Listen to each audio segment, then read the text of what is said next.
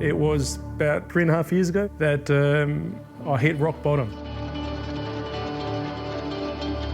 Motivated by money, and I wasn't a good husband. I was always out drinking with mates. I wasn't a good father. I was in a dark place for many years.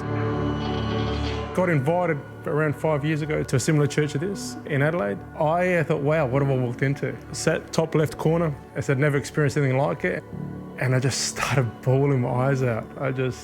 The Spirit hit me for a six. It was love, love, love. I left knowing I'd experienced something. I would love to say it was miraculous and changed instantly. I thought I'd given myself to God. I thought I was doing right. I thought I was on the path. I actually sent steroids from Adelaide to Sydney.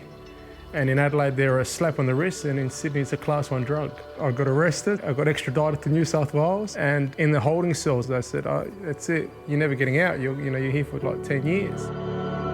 So I was thinking, okay, wow, this is where I'm at. I got on my hands and knees. I just cried out to God. I was actually lucky after 4 days I got out on bail. So grateful for what God had done, and my life changed, and found God, He showed me who He was. I got to know who God is, and then pursuing God, and I'm reading the Bible, and I was on bail for 3 years. I come to Sydney with every expectation to go back to Adelaide. It was my sentencing, and I got issued with a 17-month custodial sentence.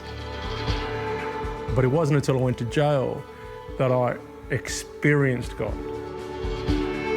What changed my life was I was on my hands and knees in my cell, and I'm praying. I was praying in jail. I said, God, I love you. God, I trust you. Just, what's next? And so clearly it goes to me, if you trust me, leave it to me. Don't worry about it. Let me do what I'm doing. That was my revelation.